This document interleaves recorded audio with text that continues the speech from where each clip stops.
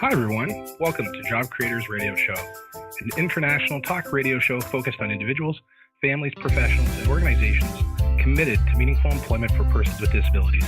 I'm your host, Sean Smith, founder of Don't Diss My Ability. I'm just going to check in to ensure that our special guest is with us. Today we have Steve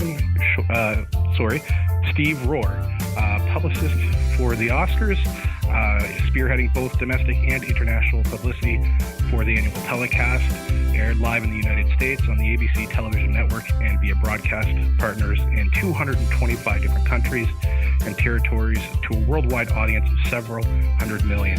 Prior to becoming a media expert and the show publicist for the Oscars, Steve founded and led his own LA-based entertainment public relations agency representing award-winning actors, recording artists, personalities, authors, and film. Steve's corporate clients included Sony Entertainment Music Group and Sony Pictures Home Entertainment. He's a member of the Television Academy, voting on Primetime Emmy Awards, and the Publicists Guild. So we're going to check in now to see if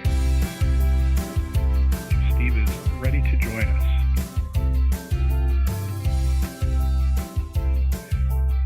Hello, Steve Rohr. Sean, hey there. Wow, Hi. I'd like to meet this person you just introduced. Well, I'm it talking can't possibly buddy. be me. Can't possibly be me. You know what? I know it seems surreal on my end, so I can only imagine how it feels on your end to be you. Well, it feels great to be on this show, I'll tell you that. I really feel honored to be asked. Truly, truly. It's such an important topic, and you're doing such great work, Sean, and just a privilege to be a small part of what you're doing, a little bit of the journey here. Small but significant, I have to say, Steve. Like having you on for what you do to help kind of, help us to kind of blow this up, to reach a larger audience is. That's a good word. Definitely... It's time to blow some stuff up, Sean. It's time to blow some stuff up. Well, I'm speaking as I like to say, a temporarily abled person, because we're all at some point in our lives are going to, be facing certain things that are going to be challenges for us. So, and I do believe that, the best people to speak on this topic are those who live with it every day. But, again, we've got to do this together. We have to work together because it involves all of us, and the impact is, personal, becomes very personal to everybody when you're talking about diversity issues, especially. Well, and everybody knows somebody with a disability, right? Statistically, it's impossible not to. So this does affect everyone. It's impossible. Yeah, in the United States here, 20% of the population is living with a disability of some sort. 20%. That's huge. Probably more. Actually, I don't know if these are self-reported numbers or how they're getting these numbers, but look, there's so much stigma around disability.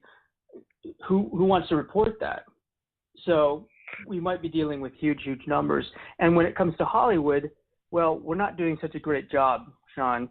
we're not doing a great job. 95% of the characters, who are disabled on television are played by able-bodied actors. That's the statistic that the Rudderman Family Foundation came up with. So we're not hitting the mark quite yet. Well, and that, I find that really interesting. But recently, I know there has been a slight increase of actors with developmental disabilities in Hollywood. What is the positive impact of having individuals with disabilities in Hollywood? Well, I think it's absolutely imperative. Absolutely imperative. Look, I look at acting as, a craft. I think it's illuminating the human condition, and we get to tell all kinds of stories that maybe wouldn't come to light. And I do believe that able-bodied actors can play disabled characters. That's, that is acting, that is bringing that to life. But if someone who is living with a disability plays a character who's living with a disability, I really think there's a richer experience there. I think that's really a deeper truth-telling. And I would like to see more of that because, at some level, the audience gets, off the hook when they see an able-bodied person playing someone who has a disability. In other words, look, this magical transformation, somebody who goes from being able-bodied to now playing somebody with a disability, then going to able-bodied again. And so then we can feel great about that. But again, the deeper truth is, look, this person is living with this, disability. They're playing somebody with a disability, and they still have to live with it. And right. That's, I think, a different kind of approach.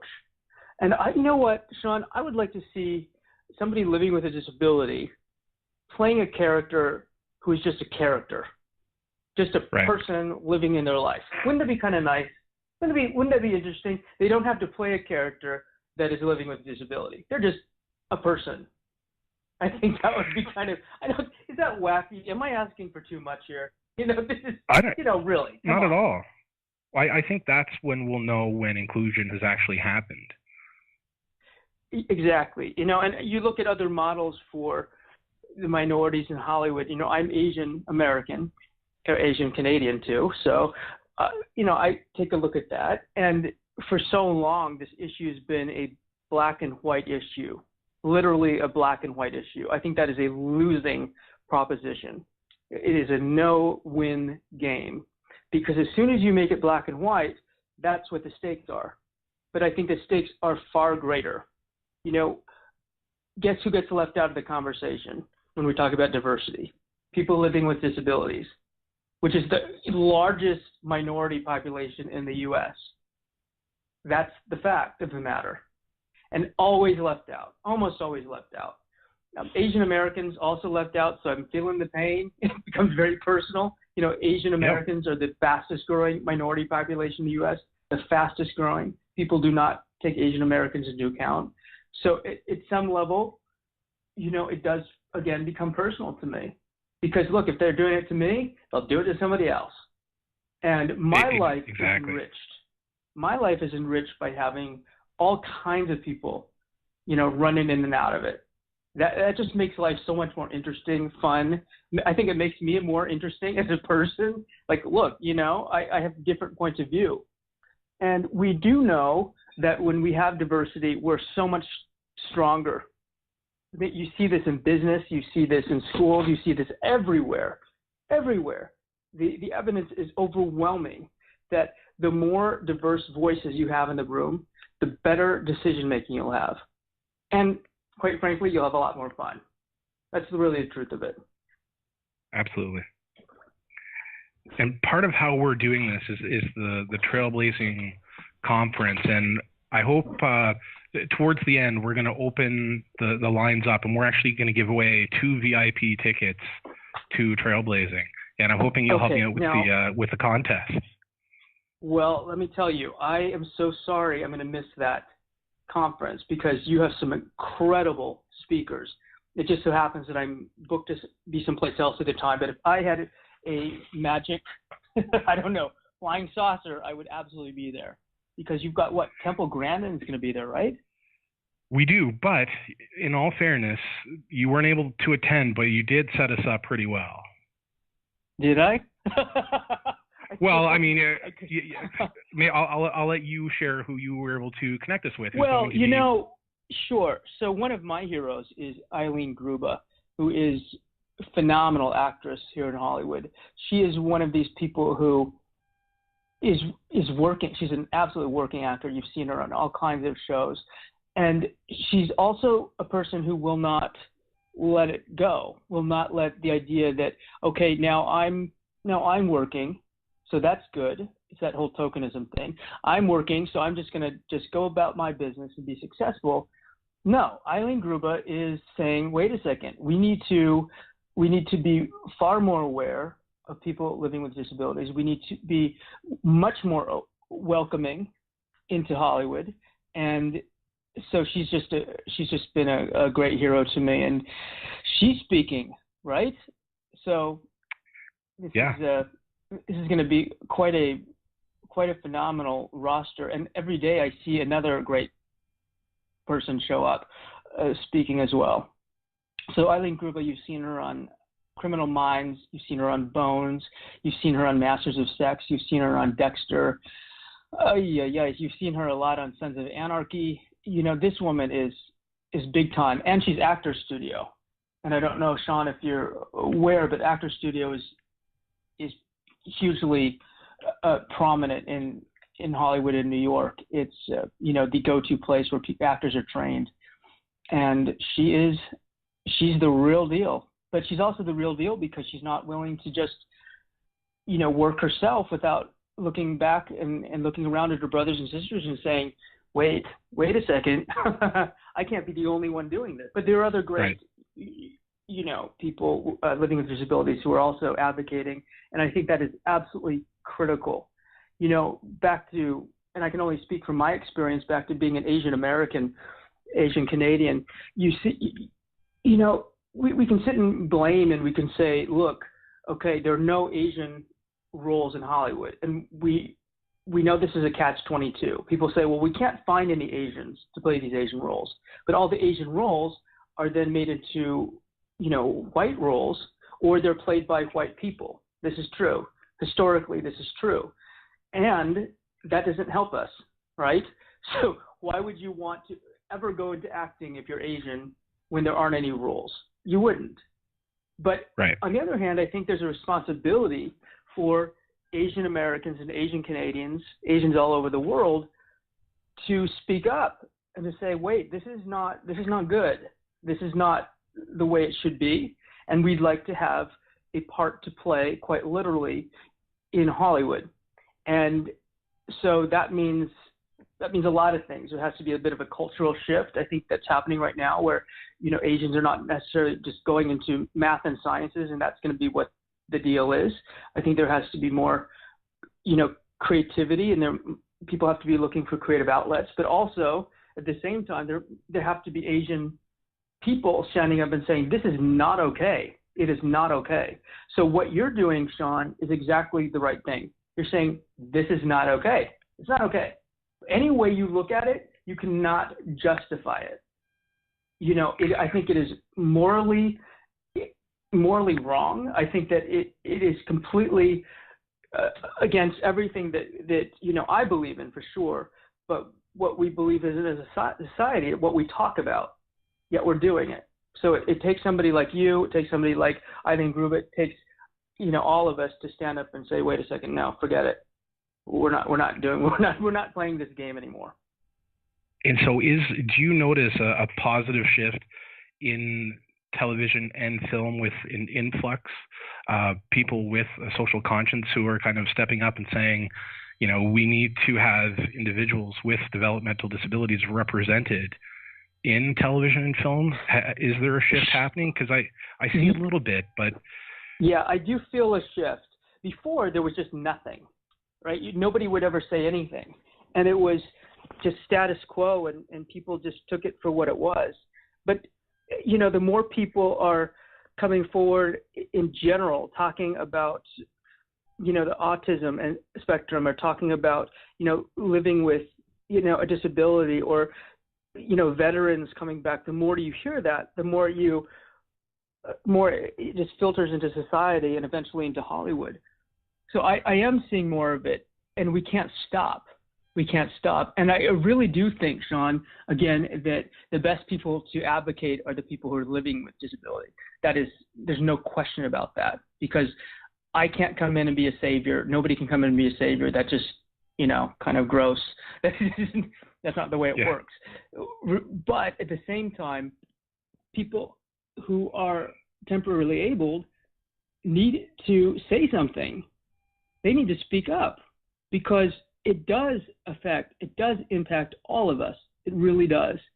And we know that, I don't want to get too political here, but, we have a president who mocked a reporter who, is living with a disability, a reporter he knew very, very well over many, many years, and then went on television and really, I think,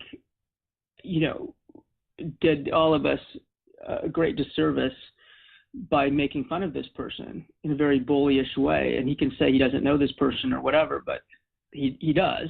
It's verifiable. Regardless, knowing or not knowing wouldn't make it right either way. And I think it's hard because we look to people of authority or people in media for someone we can relate to and to model positive behavior. And when it's not there, whether it be somebody in a position of authority or even somebody with a disability who's watching TV and not being able to see anyone like them to relate to or share that common experience, it kind of makes it seem like it's out of reach. Thank you. You said it so much better than I did. You absolutely hit it. And then when like you said, when you have somebody in authority who is now modeling this, I think it's disgraceful behavior. It's absolutely disgraceful, whether it was the president or anybody else. It's just disgraceful. I was horrified. But then, what do kids think?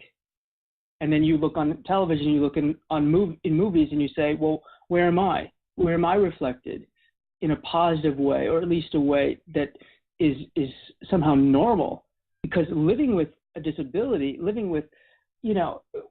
that's normal, right? That's normal. You've got all these challenges, but the idea that you're somehow fringe is ridiculous. If 20% of Americans are living with a disability, that's not fringe. That's a lot of people. So that, I just had to get that in because that was one thing that has haunted me, continues to haunt me. And again, I'm not great with bullies. I don't love me some bullies. And that's what it felt like to me. And it felt personal to me in many ways. It felt personal because it means that anybody who's different, is, on the chopping block, is fodder for some kind of weird comedy. And it was absolutely wrong. Absolutely wrong. Yep. It's terrible. A slight against one is a slight against all. Absolutely. The one thing that I do want to say is it's not only in front of the camera where we need to see some change and some activity with people living with disabilities and, other minorities. Really, it's not just in front of the camera. There's so many great jobs in Hollywood where people can use their skills.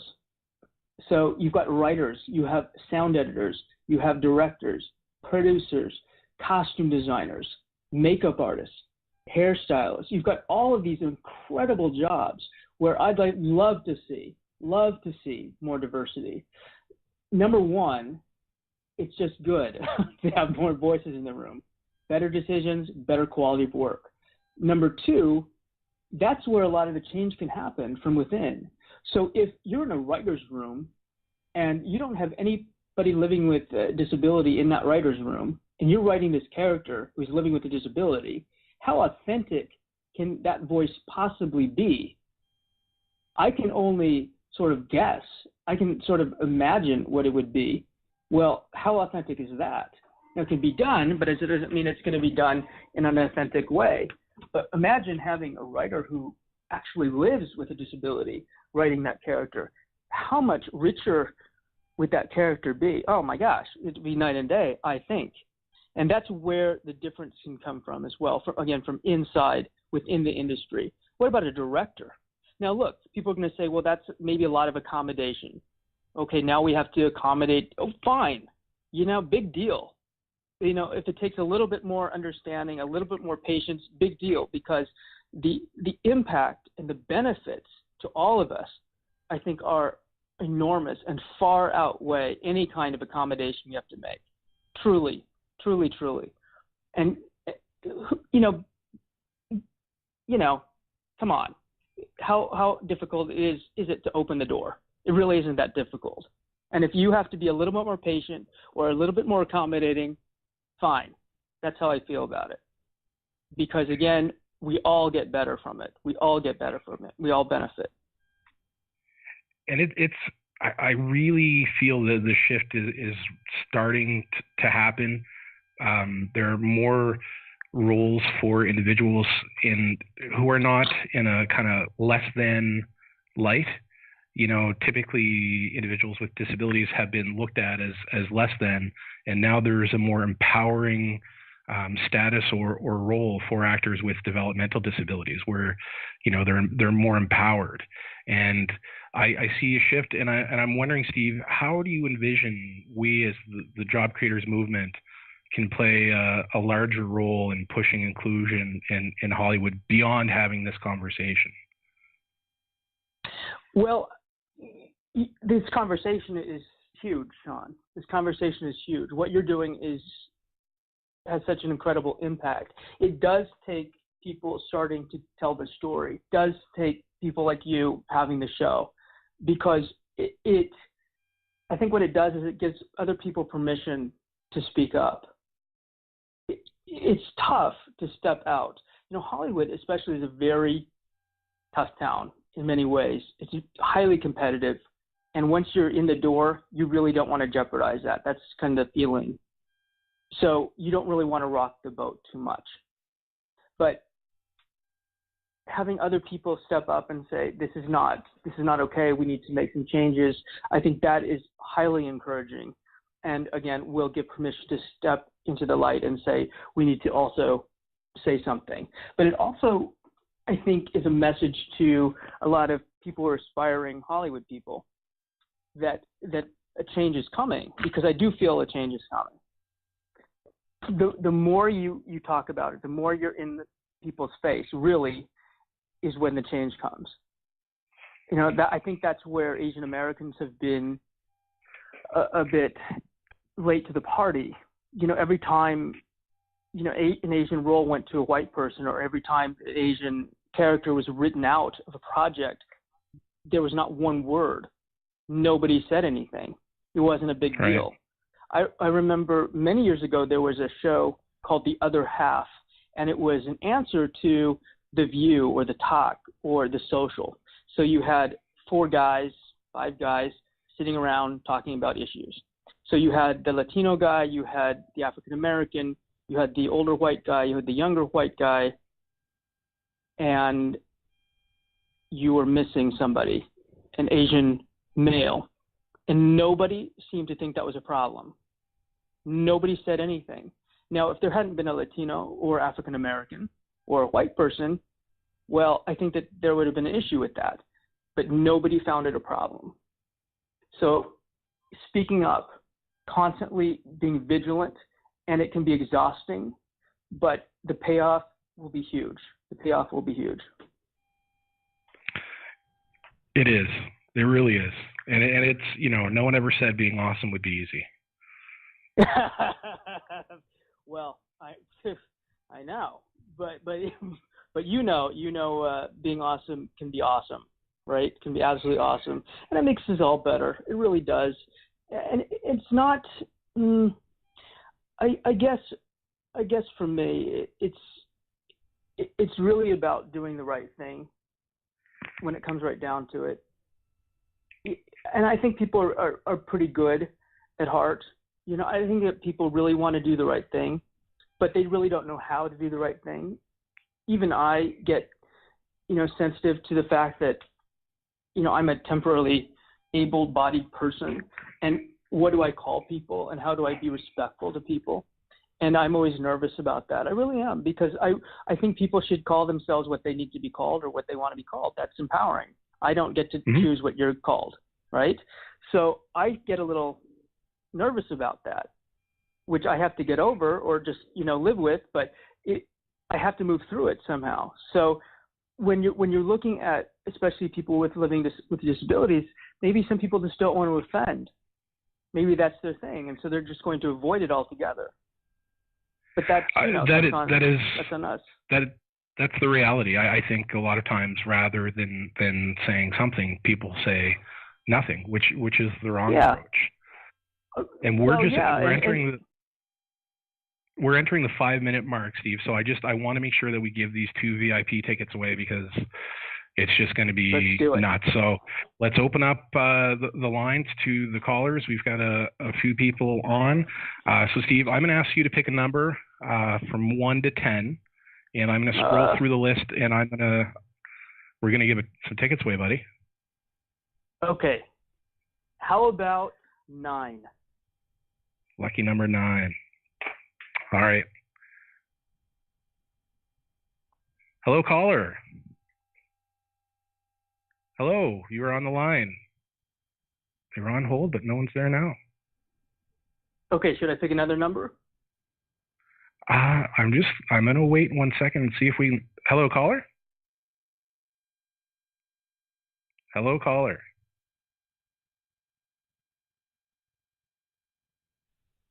Let's just see. Hi there, you're on Job Creators. No one there. So let's pick another number, Steve. Okay, it's my fault because I picked 9. So I'm going to pick because originally I was going to pick 3. Let's see if caller 3 is there. Let's see. Hi caller. There. Aaron Boma here. Hey, Aaron. How you doing? Good. How are you, Sean? Good. You are live on the air with myself and Steve Rohr, and you are the lucky recipient of a VIP ticket to Trailblazing 2017. Really? Holy crap. Sure. Holy shoot. Wow. That's great. I'm really call jealous. In and yeah. And how you doing, Steve? I'm great. How are you doing? Well, you're doing great too because you just won 2 tickets to this great event. Actually, one ticket. We've got one more to give away. Okay, 1 ticket. One ticket. One more to give away. Okay, Aaron, so where do you live? Thanks. Well, I live in Jacksontown, New Brunswick. So 1120 Route 560. Oh well, let's not get your address out. No. But just in general. Okay, got it. I've got your number, Aaron. Sorry. Oh. So that's all right. We're live, so you might not want to give that away, but I've got your phone number. Okay, yeah, sure. And of course. And I'm going to let you go because we've got to get to another caller, but I've got your number, and someone will be in touch to let you know how you can get your ticket. Okay, awesome. Now, are we able to talk about disabilities, or is it calling? It's just that? I'm afraid today it's just a call in to give away the tickets. So okay. I've got to let you go because we've got to get to another lucky winner. But thanks for calling in. Okay, thank you very much, Sean. Thanks, Stephen. Okay, thanks, guys. Have a great day. So, nice guy. He is. All right, what about? He's a local guy. He lives about an hour away from me. He's a very, very interesting guy. Cool. We had a few people 7? hang up. So I'm 7. I'm just waiting for a few more callers to call in. But while we're waiting, I would like to recognize and say thanks to Florida Light and Power for sponsoring this episode. Huge shout out and thank you to them. They're also a huge sponsor for Trailblazing 2017. And tell me again, this is Florida Light and Power? Florida Light and Power. I'm going to try to follow them right now on social media. Good sure. For them. That's what it also takes. It takes people from the community and great organizations, great companies like Florida Light and Power to step up and say, we believe in this. I love that. I absolutely love that. So kudos to them. That's where it also happens from like-minded and courageous people. So great. That's awesome. And so we're about to close. I just want to say, please remember, first, thank you, Steve, for coming on. You can find links to Steve's social media profiles on the Job Creators Radio Show website. Please follow and promote our guests as they continue to do the same for us. Steve has been a huge supporter of the Job Creators movement, Picasso Weinstein, and Trailblazing, and myself, just my ability. So thank you so much for all of your support. I would follow you anywhere, buddy. I would follow you anywhere. You're awesome. You're incredible. Absolutely incredible. Thank you. Are you still there, Steve? Yep, I still am. Okay. Yeah. So the show just ended. Yep. But thanks a lot. I don't think anybody can hear us. No, well, if they can, I just want to say thank you, Sean. I when I said it was a privilege to be on this show, I truly meant it, and I mean it because, again, I don't have the challenges you have, and the fact that you've invited me into the world to be a bit of an advocate in some kind of way, and I say that humbly. Believe me, modestly. It's not. I don't think I'm trying to save anybody here. But the fact that you. I don't, Steve. I know you're the real deal, man. Like, there's no. Well, we're just all trying to do our part, right? And it just, quite frankly, Sean, it just pisses me off the way people with disabilities are treated. It just pisses me off. I cannot. I get very, and I try to stay calm about it, but it really, it's so wrong. It is so wrong. And, but I appreciate you allowing me to just talk about it when I'm not maybe I'm not the best person to talk about it, but I'm always doing it. So I appreciate it. Well, and it needs to be done. Yeah. This half hour went really fast, super fast. I knew it would. So it's, oh my gosh, but I loved it. And I hope that you got what you needed from me. And if you need anything else, of course, we're going to stay in good touch here. And awesome, the show will be put up, and then you know what? I haven't been putting any graphics up because your graphics are so awesome. They're great. Picasso, Einstein, man, like they're. Oh my gosh, they're so good. I usually put them together, or people help me put them together, and I was looking at those, and I was like, well, what can I do that's better? Nothing. So I just keep retweeting everything because it's awesome. But I think what you're doing is wonderful, Sean. You've really, look at you. When did we speak? I know we've got to get off this line, but I know we spoke. January. I don't know. If it was, yeah. And look what you've done since January in 6 months. Is that nuts? It's surreal. But, a big part of it, Steve, is like I really just kind of keep my nose down and plug away, and things happen. I'm really kind of breaking. Oh, you're doing it. You're becoming one of the voices. Did you realize that? You really are. You're becoming this. I love it. Don't get me wrong. I love it. I know you're very humble, but what you're doing is so important, and I'm so proud to know you. So proud to be your friend, because what you're doing is critical, and you're actually doing something. There are a lot of people who just sit around and talk about it. You're like on the radio now. You're doing this conference now. You're like running all over the world now. Come on. It's really impressive. And thank you. I guarantee you that what you're doing is making a difference. It's made a difference in my life and made a difference, I know in a lot of people. Look at all these people who follow the show and are following you, and many, many more will. Many, many more. You're blowing up. So in a few years, please take my phone call. And so hey man, I'm hoping at some point I'll be able to hire you. I'll be able to afford your services. That's my goal. What for what you're doing, it's really important that you keep going. I think it organically will happen for you. It already is. The door's open. You're going through it, and it's just going to keep going. Mm-hmm. People find me they do. I break conventional business models because people will say, like, how do you reach people? And really, like, I have conversations with people and they see the value in what I do, and then they offer me work instead of me saying this is what I do and trying to find it. That's right.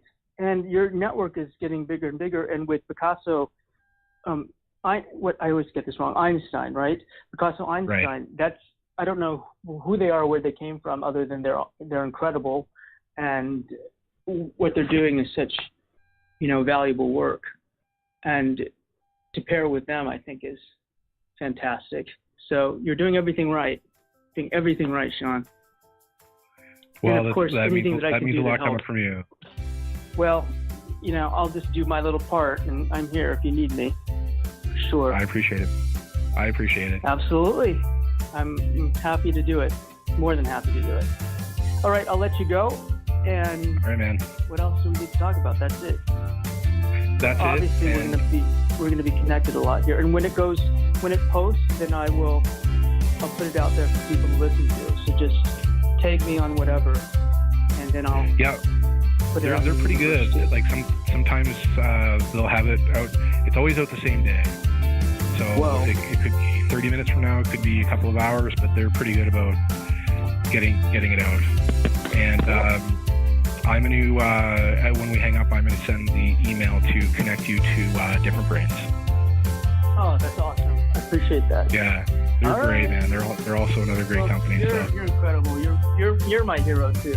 Yeah, Eileen is my hero. You're my hero too. Really, truly. And again, thank you.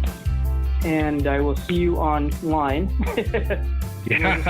Fighting the good fight, we just keep going because a lot has happened, but there's a lot more to do. Always. Okay. All right, man. Have a great day. Thank you. You too. All right. Holiday savings for the big weekend. Hon, what do you want under the tree this year? Big car, diamond necklace? How about a full fridge, clean kitchen, and well-behaved children? I can only do one thing. Get your car keys. Circle K is open. For the big weekend! From December 22nd to January 1st, get large format Lay's chips, any flavor, 2 for $4, 1 liter of Coca-Cola, any flavor, 3 for $3, and 1 loaf of Wonder Bread for $1.99. Circle K. How convenient.